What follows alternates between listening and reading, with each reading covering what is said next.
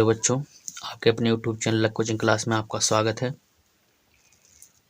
आज फिर exam express the power of preparation के नाम से जो सीरीज लाया गया था, जिसमें से सेट 1 की बहुविकल्पीय प्रश्न को हमने सॉल्यूशन के साथ बताया था। आज फिर सेट 1 के खंड बा, जिसमें क्वेश्चन नंबर 21 में 5 प्रश्न हैं, उसमें से खंड का आपको बताया जाएगा। आइए देखा जाए। क्वेश्चन नंबर 21 से खंड का कह रहा है बिंदुओं 2, y और 10, 3 के बीच की दूरी 10 मात्रक है। y का मान ज्ञात कीजिए। इसमें दिया है 2, y और 10, 3 के बीच की दूरी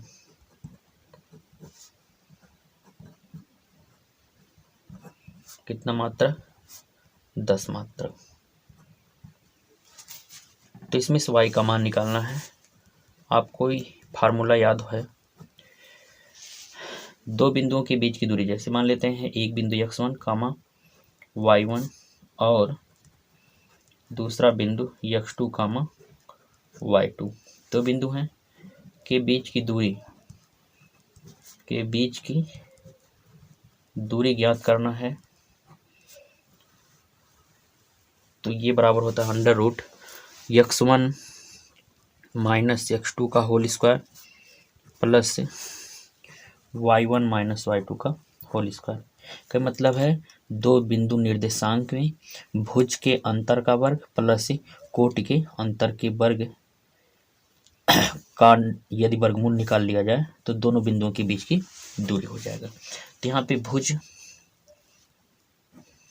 फार्मूला अगर अप्लाई करें तो भुज के अंतर का वर्ग, भुज कितना है यहाँ पे 2, इसका भुज कितना है 10 का होल स्क्वायर प्लस इसका कोट y और इसका कोट 3 का होल स्क्वायर बराबर 10। वर्गमूल है, वर्गमूल को समाप्त करने के लिए वर्ग किया जाता है। तो यहाँ पर लिख सकते हैं दोनों पक्षों का वर्ग करने पर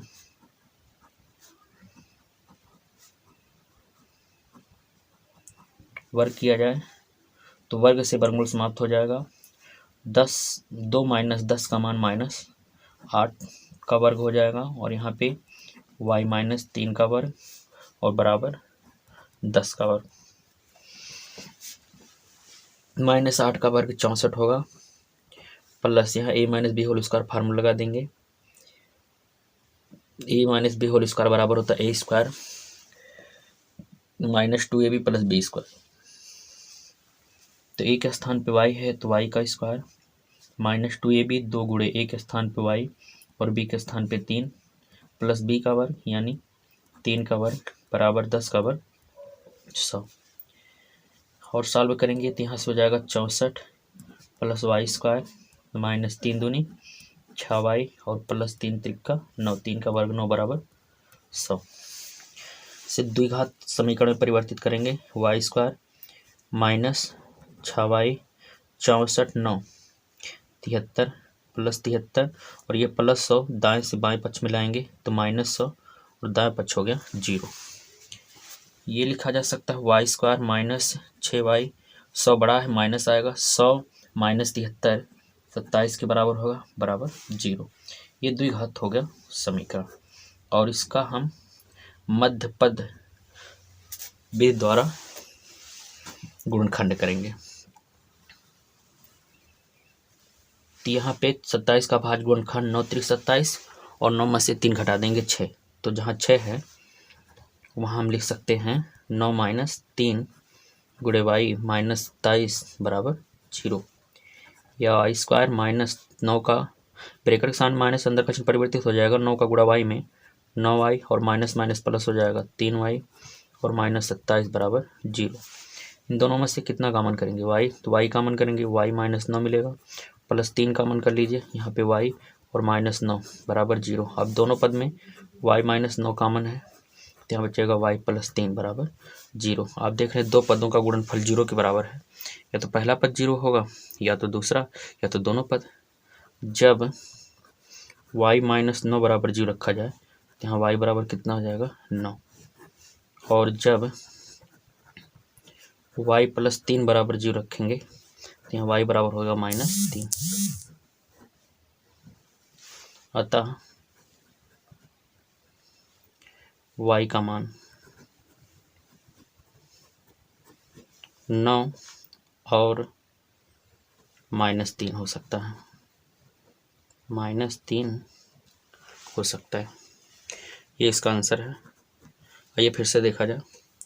क्वेश्चन नंबर 21 का में कह रहा बिंदुओं 2, y और 10, 3 के बीच की दूरी 10 मात्रक है। तो इसमें y का मान निकालना है। इसमें क्या किया गया, दो बिंदुओं के बीच की दूरी का फार्मूला √x माइन, जैसे x1 y1 और x2 y2 दो बिंदु निर्देशांक, इनके बीच की दूरी का फार्मूला होता है भुज के अंतर का वर्ग प्लस कोटि के अंतर का वर्ग। तो यहाँ भी हमने लगाया दो बिंदु के बीच की दूरी जो कि 10 मात्रक के बराबर दिया था, इनके बीच फार्मूला लगाया भुज के अंतर का वर्ग प्लस कोटि के अंतर का वर्ग बराबर 10। वर्गमूल समाप्त करने के लिए दोनों पक्षों का वर्ग कर किया गया और 10 में से 2 घटाएंगे, 10 बड़ा सामने माइनस माइनस आया, 10 में से 2 घटाएंगे 8 का वर्ग प्लस y-3 का वर्ग बराबर 10 का वर्ग। तो दोनों पक्षों का वर्ग किया गया। -8 का वर्ग 64 plus a-b whole square formula विस्तार किया गया। तो y² -2 गुणे y गुणे 3 और प्लस 3 का वर्ग बराबर 10 का वर्ग 100। यहाँ पे 64 प्लस y² -3 दूनी 6y प्लस 9 का 3 का वर्ग 9 हो जाएगा बराबर 100। पक्षांतर किया गया y² -6y 64 9 73 और प्लस 100 बाएं पक्ष में आएगा -100 हो जाएगा। 100 बड़ा माइनस आएगा, 100 में से 73 घटा देंगे 27। ये द्विघात समीकरण हो गया। और मध्य पद विद द्वारा मध्य पद तोड़कर यहाँ पे गुणनखंड किया गया। 27 का भाज गुणनखंड करेंगे 9 त्रिक 27, 9 में से 3 घटा देंगे 6। तो जहाँ 6 लिखा था वहाँ पे 9 - 3 हमने लिखा और ब्रेकेट सामने माइनस है तो अंदर का चिन्ह परिवर्तित हो जाएगा। -9y और माइनस प्लस 3 का गुणा y में 3y -27। इन दोनों में से y कॉमन किया गया y -9 और इन दोनों में से 3 कॉमन किया गया y -9 बराबर 0। अब इन दोनों पद में y -9 कॉमन है तो कॉमन किया गया y -9, यहाँ बचा y और यहाँ बचा +3। दोनों पदों का गुणनफल 0 के बराबर है। जब पहला पद 0 के बराबर होगा तो y बराबर 9 हो जाएगा और जब दूसरा पद 0 के बराबर होगा तो y बराबर -3 आ जाएगा। अतः y का 2 मान मिलेगा, या तो 9 होगा और या तो -3। ये इसका आंसर है। आशा करते हैं क्वेश्चन नंबर 1 का सोल्यूशन, क्वेश्चन नंबर 21 में खंड का सोल्यूशन आपको समझ में आया। आइए देखा जाए खंड खा। खंड का में कह रहा है x और 1/x का माध्यम है, समांतर माध्यम है। तो x³ प्लस 1/x³ का माध्य ज्ञात कीजिए। इसमें दिया क्या है, दिया है x और 1/x का माध्य बराबर यम है। और माध्य का फार्मूला होता है समांतर माध्य या माध्य बराबर होता पदों का योगफल बटे पदों की संख्या। पदों का योग बटे पदों की संख्या। तो इसमें दो पद हैं तो दोनों का योग किया जाए और बटे पदों की संख्या अर्थात 2 से भाग करा दिया जाए। तो x प्लस 1/x बटे 2 बराबर किसके होगा, यम के। यहाँ से हम 2 बाएं पक्ष में देख रहे हैं गुणा भाग करा रहा है तो भेज देंगे दाएं पक्ष में गुणा कराएगा। तो x प्लस 1/x बराबर 2m हो जाएगा। यहाँ तक तो सब समझ में आया आपको। यहाँ पे माध्य कह रहा है x³ प्लस 1/x³ का माध्य। किसका माध्य कह रहा है निकालने के लिए, x³ प्लस 1/x³ का माध्य कह रहा है निकालने के लिए। माध्य तो हो जाएगा पदों का योगफल बटे पदों की संख्या। तो x³ प्लस 1/x³ बटे 2। यहाँ पे a³ प्लस b³ का फार्मूला लगा दिया जाएगा। तो यहाँ हो जाएगा a प्लस b होता है, a प्लस b यानी x प्लस 1/x गुणे x² माइनस a भी होता है तो a के स्थान पे x है और b के स्थान पे 1/x। तो x गुणे 1/x प्लस b का वर्ग, b के स्थान पे 1/x है तो 1/x का वर्ग बटे 2। ये x से x कैंसिल हो जाएगा। यहाँ पे x plus 1/x into x square minus 1 और प्लस 1/x² प्राप्त हुआ और बटे 2। यहाँ पे यह तो हमें मालूम है x प्लस 1/x बराबर 2m है, लेकिन एक्स स्क्वायर और प्लस 1/x² का मान मालूम नहीं है। तो ये मान पता करने के लिए समीकरण इसे एक मान लिया जाए और एक के दोनों पक्षों का वर्ग कर दिया जाए। दोनों पक्षों का वर्ग करने पर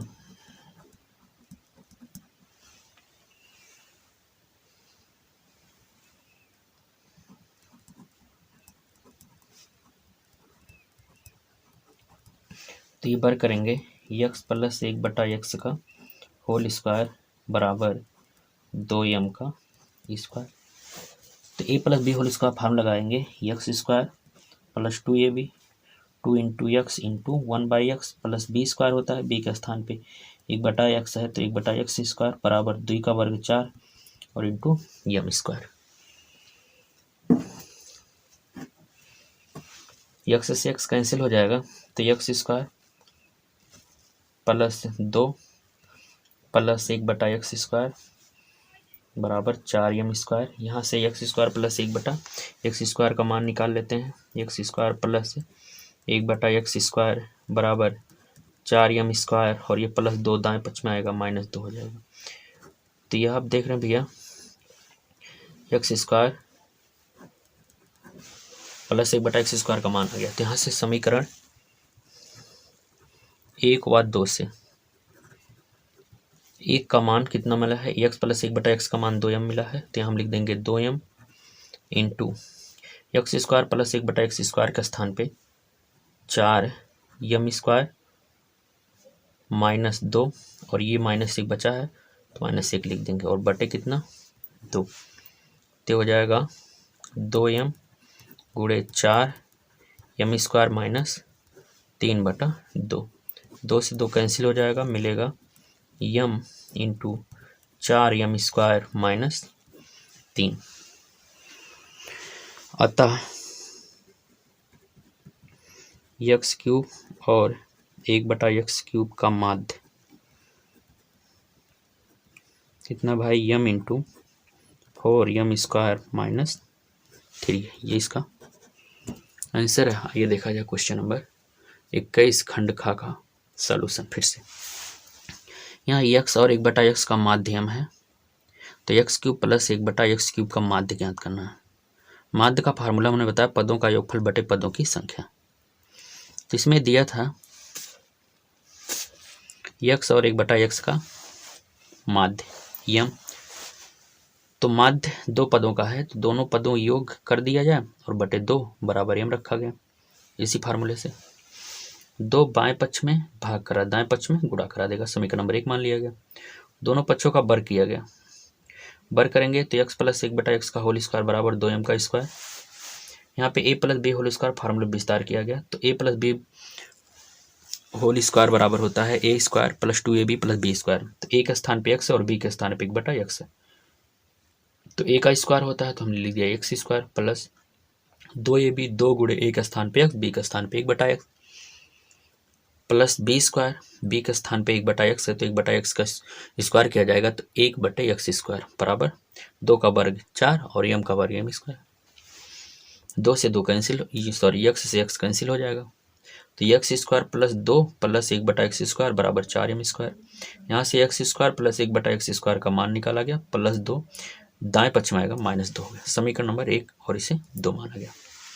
अब मान हमने निकाला x³ प्लस 1/x³ का माध्य, ये होगा दोनों पदों का योग बटे 2। सॉरी यहाँ पे ये और है तो x³ प्लस 1/x³ बटे 2। यहाँ पे a³ प्लस b³ का फार्मूला लगा दिया और a³ प्लस b³ बराबर होता है a plus B into a square minus ab plus B square. तो a के स्थान पे x है और b के स्थान पे 1/x तो यहाँ x plus 1/x into x square minus a भी होता है a के स्थान पे x गुणे b के स्थान पे 1/x plus b square b के स्थान पे 1/x है तो स्क्वायर लगाएंगे 1 का स्क्वायर 1 और x का स्क्वायर x स्क्वायर बटे 2। अब यहाँ x से x कैंसिल हो गया, x plus 1/x into x square minus 1 plus 1/x square. यहाँ समीकरण 1 व 2 से 1 से हम मान रख देंगे x प्लस 1/x का, और 2 से x square plus 1/x square का मान, यानी x square plus 1/x square का मान रखा जाएगा। तो समीकरण नंबर 1 से x प्लस 1/x का मान 2m, और समीकरण नंबर 2 से x square plus 1/x square का मान लिखा गया 4m स्क्वायर माइनस 2, और यहाँ -1 बचा तो -1 लिख दिया हमने।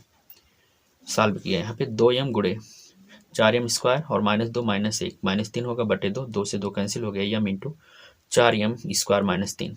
तो कह सकते हैं अतः x³ और 1/x³ का समांतर माध्य m गुणे 4m स्क्वायर माइनस 3, ये इसका आंसर है। आशा करते हैं क्वेश्चन नंबर 21 खंड खा का भी सोल्यूशन आपको समझ में आया। आइए देखा जाए खंड गा। खंड गा में कहा है 2 अंकों की कितनी संख्याएं 3 से विभाज्य हैं। मतलब 2 अंकों की कितनी संख्याएं 3 से विभाज्य हैं, इनकी संख्या बताना है। तो सबसे पहले हम लिखेंगे 2 अंकों की कुल संख्याएं।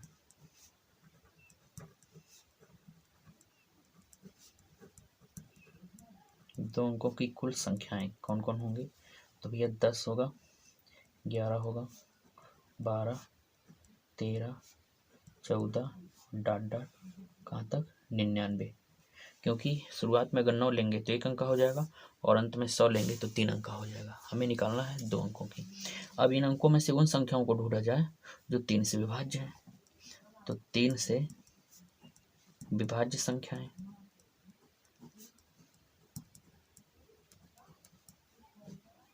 कितना होगा, 10 कटेगा नहीं, 11 नहीं कटेगा, 12 कट जाएगा, मतलब 3 का पहाड़ा पढ़ दो भैया। 3 चौक 12, 3 पच्चे 15, 3 छक 18, और अंत में 99 भी 3 से कट जाएगा। अब ये समांतर श्रेणी बन गया। देखिए भैया 12 में 3 जोड़ेंगे 15 होगा, और 15 में 3 जोड़ेंगे 18, समांतर श्रेणी हो गया कि नहीं भाई। और समांतर श्रेणी का यनवा पद कितना दिया, 99, अंतिम पद ही यनवा पद होता है। और समांतर श्रेणी का यनवा पद का फार्मूला होता है Tn बराबर a plus n minus 1 into D. इसी फार्मूले का प्रयोग करके हम यहाँ से 3 अंकों की कितनी संख्याएं विभाज्य हैं, 2 अंकों की कितनी संख्याएं 3 से विभाज्य हैं, इनकी संख्या ज्ञात कर सकते हैं। तो यहाँ से हम प्रथम पद प्राप्त कर लेंगे, जिसे a से व्यक्त किया जाता होता है 12, सर्वांतर निकालेंगे जिसे d से व्यक्त किया जाता है दूसरा पद माइनस पहला पद, 15 माइनस 12 बराबर 3। तो a का मान आ गया 12 और d का मान आ गया 3, और इसका अंतिम पद जिसे यनवा पद कहा जाएगा Tn का मान कितना दिया है, 99। यनवा पद का फार्मूला होता है a plus n minus 1 into D बराबर 99। ए का मान रखेंगे 12 प्लस n का मान मालूम नहीं, -1 गुणे डी का मान 3 बराबर 99, प्लस 12 बाएं पक्ष से दाएं पक्ष में भेज दिया जाए तो n माइनस 1 गुणे 3 बराबर 99 माइनस 12। 99 में से 12 घटाइए, 9 में से 2 घटाइए 7, और 9 में से 1 घटाइए 8, ये हो गया n माइनस 1 गुणे 3 बराबर 87। 3 बाएं पक्ष में गुणा कर रहा है, दाएं पक्ष में जाके भाग कराएगा, तो n माइनस 1 बराबर हो गया 87/3, भाग कराइए 3 से, 3 दूनी 6 2 8 27, 3 9 27, तो n माइनस 1 बराबर 29। तो n बराबर कितना हो जाएगा, -1 दाएं पक्ष में प्लस 1 बदलेगा, और ये हो गया 30। इसमें कितने पद हैं भैया, 30 पद, इस श्रेणी में 30 पद हैं। अतः आप बता सकते हैं कि 2 अंकों वाली 30 संख्याएं 3 से विभाज्य हैं। अतः 2 अंकों वाली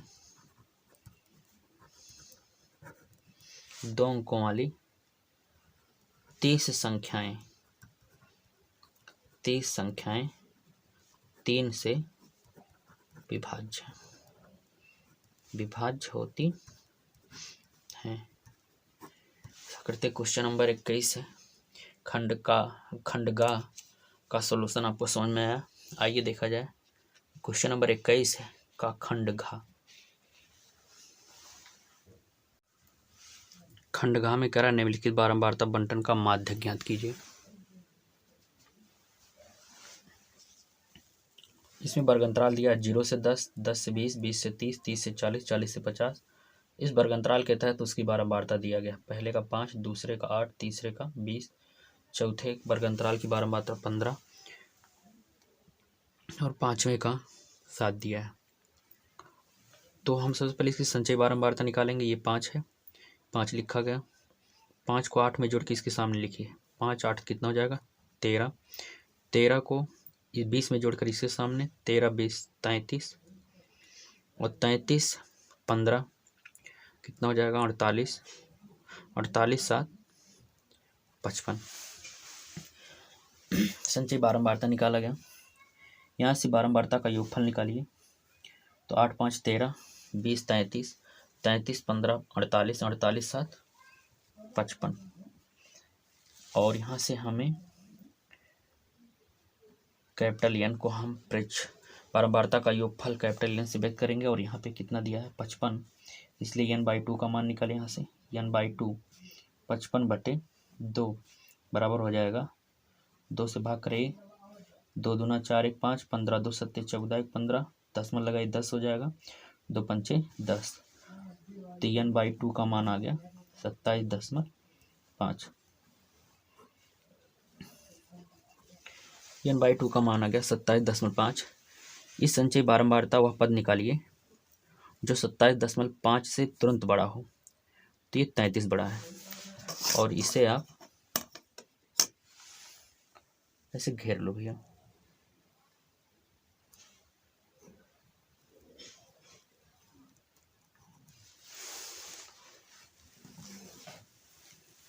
यहाँ से माध्यक वर्ग मिल जाएगा। माध्यक वर्ग होगा 20 से 30। इस माध्यक वर्ग की निम्न सीमा 20 है, जिसे यल से व्यक्त किया जाएगा 20। और वर्ग माप निकालेंगे यश से। उच्च सीमा माइनस निम्न सीमा। उच्च सीमा 30 माइनस 20 बराबर कितना हो जाएगा? 10। यच का माप आ गया।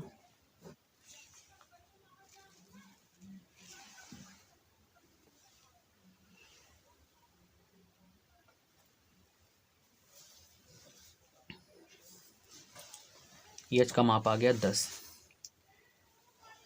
इस माध्यक वर्ग की बारंबारता को यप से डिनोट किया जाता है और इस बारंबारता के पहले इस माध्यक वर्ग से पहले वर्ग की संचयी बारंबारता को सी एफ द्वारा डिनोट किया जाता है।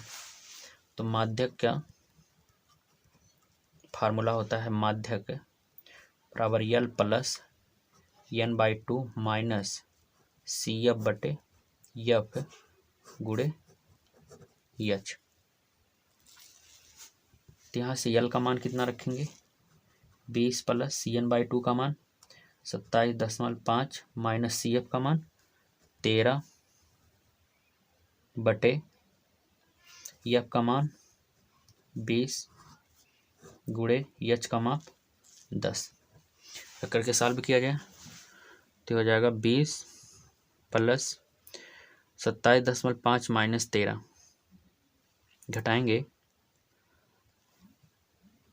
तो ये 5.7 में से 3 घटाइए 4 और 2 में से घटाइए 1, 14.5 बटे 20 गुड़े 10।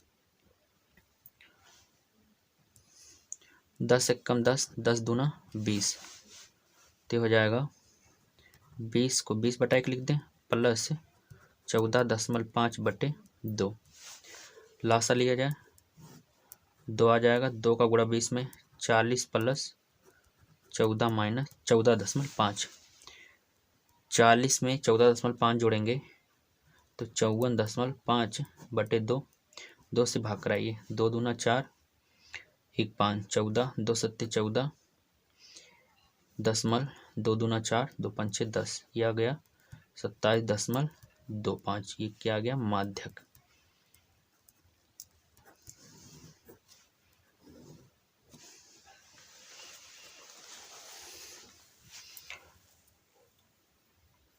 ये आंसर सही है कि नहीं है, इसकी जानकारी के लिए ये जो माध्यक है, यदि इस माध्यक वर्ग में है तो आपका आंसर सही है। तो आप देख रहे हैं माध्यक का 27.25 और माध्यक वर्ग दिया है 20 से 30, तो 20 से 30 के बीच में ही तो 27.25 है। आपका आंसर सही है। आइए फिर से देखा जाए। इस वर्ग अंतराल दिया, इसकी बारंबारता, इस बारंबारता के तहत इसकी संचयी बारंबारता निकाला गया। यहाँ 5 को डायरेक्ट लिखे, 5 में 8 जोड़ के यहाँ लिखा गया 13, 13 में 20 जोड़ा गया 33 लिखा गया, और 33 में 15 जोड़ा गया 48 हुआ, 48 में 7 जोड़ा गया 55, और इसकी बारंबारताओं का योगफल भी कितना आएगा? 55। ये ध्यान रखा जाए कि जो संचयी बारंबारता का लास्ट पद होता है बारंबारताओं के योगफल के बराबर होता है। बारंबारताओं का योगफल कैपिटल एन से डिनोट किया गया, यहाँ एन बराबर 55 है, तो इसलिए n/2 का मान निकालेंगे तो 27.5 आएगा। 27.5 देख रहे हैं कि संचयी बारंबारता, इस 27.5 से तुरंत बड़ा कौन संचयी बारंबारता? 33 वाले को कवर किया गया, ऐसे ब्रैकेट में रख दिया गया। यहाँ से माध्यक वर्ग मिल जाएगा 20 से 30। माध्यक वर्ग की निम्न सीमा यल बराबर 20 हो गया। माध्यक वर्ग का वर्गमाप निकालेंगे, यच से डिनोट किया गया, उच्च सीमा माइनस निम्न सीमा, 30 माइनस 20 10 हो गया। माध्यक का फार्मूला होता है L plus n/2 minus C F बटे एफ गुणे एच। यफ जो होता है माध्यक वर्ग की बारंबारता, तो माध्यक वर्ग की बारंबारता यह 20 हो जाएगा, और सी एफ होता है माध्यक वर्ग से ठीक पहले वर्ग की संचयी बारंबारता, तो सी एफ बराबर 13 हो जाएगा। और इन मानों को हमने रखा, यल का मान यहाँ से 20 रखा, n/2 का मान यहाँ से 27.5 रखा, सी एफ का मान 13 रखा, और बटे एफ का मान, एफ का मान कितना भाई 20 रखा, और गुणे एच का मान 10। तो 20 प्लस 27.5 में से 13 घटाएंगे तो 10.5 तो रहेगा, 3 में से 4, 7 में से 3 घटाइए 4, और 2 में से 1 घटाइए 1, 14.5 बटे 20 गुणे 10, 10 एक कम 10 दूना 20, ये हो गया 20 बटे 1 प्लस 14.5 बटे 2, लासा लिया गया, 20 दूना 40 प्लस 14.5, 40 में 14.5 जोड़ेंगे तो 54.5 हो गया, 2 से भाग कराएंगे 27.25। तो भैया माध्यक आ गया 27.25, जो कि एलिमेंट है, ऐसे लिख सकते हैं, जो कि एलिमेंट कितने का है? माध्यक वर्ग का 20 कामा 20 से 30 के बीच है, और यही आपका आंसर है। ऐसा करते क्वेश्चन नंबर 21 का खंड घ आपको समझ में आया। आइए देखा जाए क्वेश्चन नंबर 21 का खंड ङ। कह रहा दिया गया है कि यह CF 255 और 867 का 51 है। दो संख्याएं हैं, एक है 255 और 867, दोनों का CF 51 है। तो कह रहा इसका LCM ज्ञात कीजिए। इस तरह के ने जो आपको इम्पॉर्टेंट क्वेश्चन चैप्टर वाइज एक सीरीज में क्वेश्चन बताया है, उन क्वेश्चनों में ऐसे क्वेश्चन आपको सॉल्व कराए गए हैं। आइए देखा जाए, यहाँ पर इसमें दिया है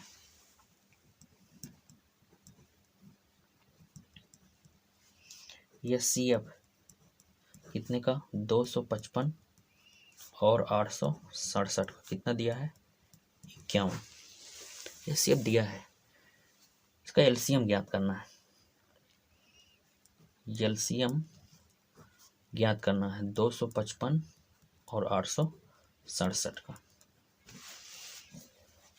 हम जानते हैं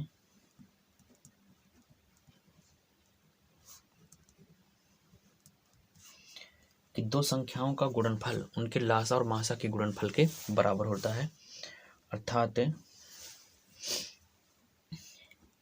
यह CF गुणे LCM बराबर पहली संख्या गुणे दूसरी संख्या।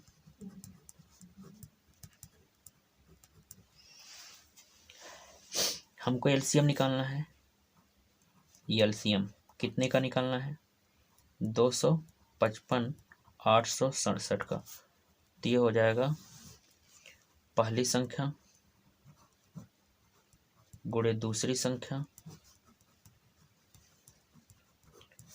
दूसरी संख्या बटे एलसीएम, सॉरी एचसीएफ।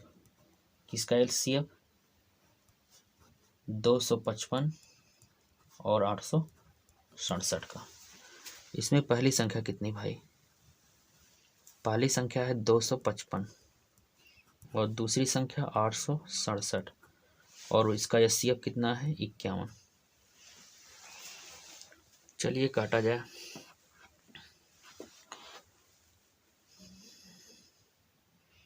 सात से काट देते हैं।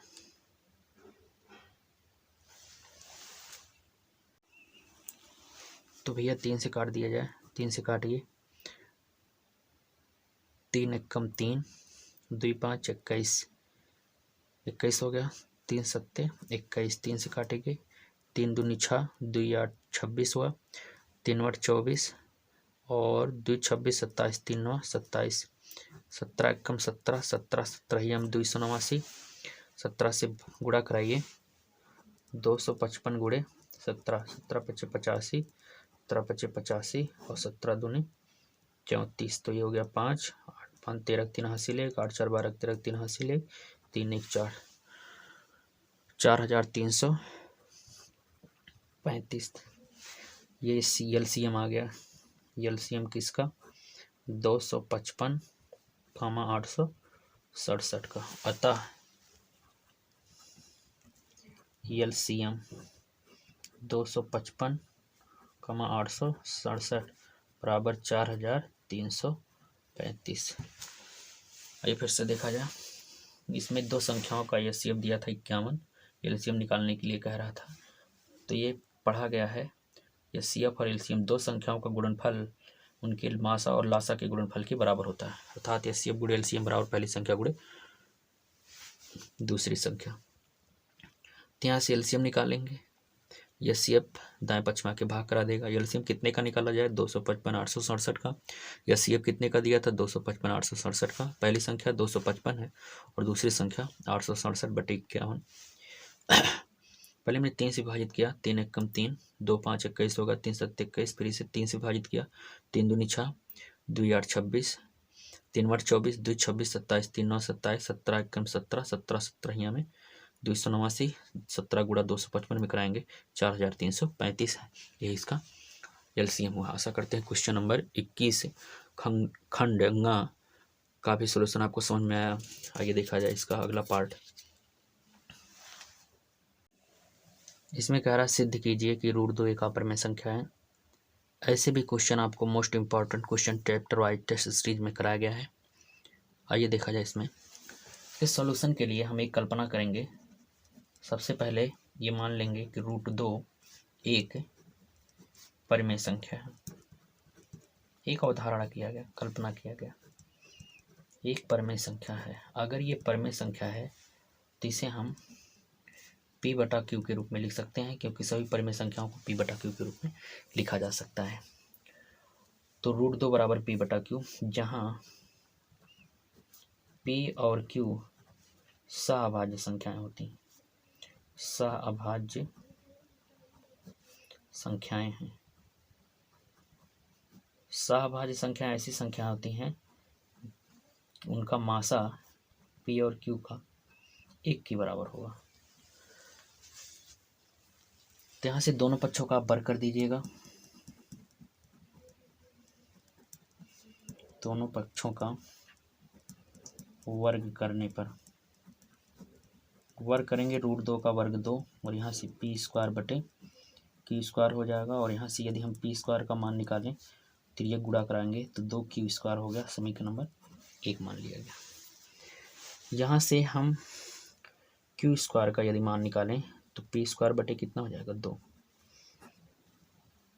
इस कथन से आपको ये पता होना चाहिए कि p² q² भी पूर्णांक होंगे, क्योंकि p q पूर्णांक है।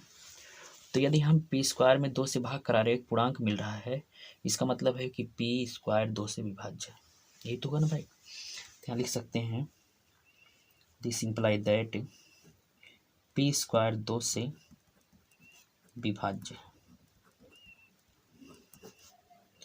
यदि p² 2 से विभाज्य है, दिस इंप्लाई दैट p भी 2 से विभाजित होगा।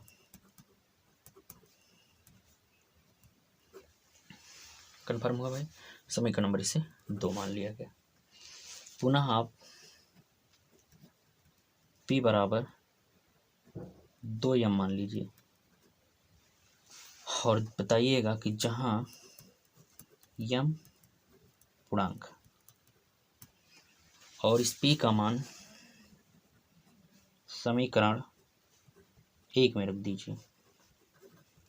1 में रखने पर 1 में रखेंगे T हो जाएगा 2m का होल स्क्वायर बराबर 2q स्क्वायर, 2 का वर्ग 4, m स्क्वायर बराबर 2q स्क्वायर, 2 1 कम 2, 2 दूना 4 और यहाँ से m स्क्वायर का मान निकालेंगे तो q स्क्वायर बटे कितना हो जाएगा 2। आप देख रहे हैं भाई m भी एक पूर्णांक माने हो आप, और q तो पहले से पूर्णांक है पता है, और q स्क्वायर में 2 का भाग किया गया और पूरा एक पूर्णांक मिला। इसका मतलब यही है कि q स्क्वायर 2 से क्या है विभाजित है। This imply that q square 2 से विभाज्य है। यदि 2 से विभाज्य है q स्क्वायर तो q भी 2 से विभाजित है। समीकरण नंबर इसे 3 मान लिया जाए। समीकरण 2 और 3 की सहायता से अगर हम बात करें तो P के अभाज्य गुण P 2 से विभाजित है, इसका मतलब है कि P के अभाज्य गुणनखंड में 2 उपस्थित है, और Q भी 2 से विभाजित है। इसका मतलब यह है कि Q के अभाज्य गुणनखंड में भी 2 उपस्थित है। आपने बताया है कि यह CF P और Q का HCF 1 है। इसका मतलब यह है कि P और Q के अभाज्य गुणनखंड में दोनों में 1 उपस्थित है, उभयनिष्ठ गुणनखंड 1 है, तभी तो उसका मासा 1 आया। लेकिन यहाँ समीकरण नंबर 2 व 3 से क्या मिला, P और Q का जो अभाज्य गुणनखंड है, उभयनिष्ठ अभाज्य गुणनखंड 1 था, उसके अलावा 2 भी आ गया, जो हमारी अवधारणा के क्या है विपरीत। हमने माना था कि उनका HCF 1 है और यहाँ से आ जाए उनका HCF 2 है, अर्थात 1 के बराबर नहीं है। तो समीकरण 1 व 2 व 3 से लिख सकते हैं P व Q के उभयनिष्ठ अभाज्य गुणनखंड में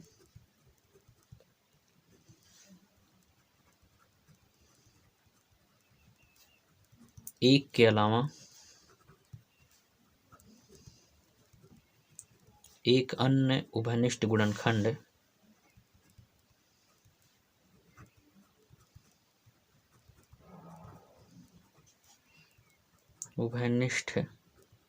गुणनखंड 2 है। दिस इम्प्लाई दैट हम लिख सकते हैं कि जो HCF है P और Q का वह 1 के बराबर नहीं है, जो हमारी अवधारणा के क्या है विपरीत है, जो हमारी अवधारणा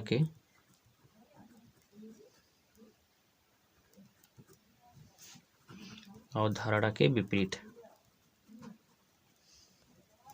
इसलिए हम लिख सकते हैं कि P और Q परमेय संख्या ना होने के कारण √2 भी परमेय संख्या नहीं होगा, अर्थात √2 एक अपरमेय संख्या।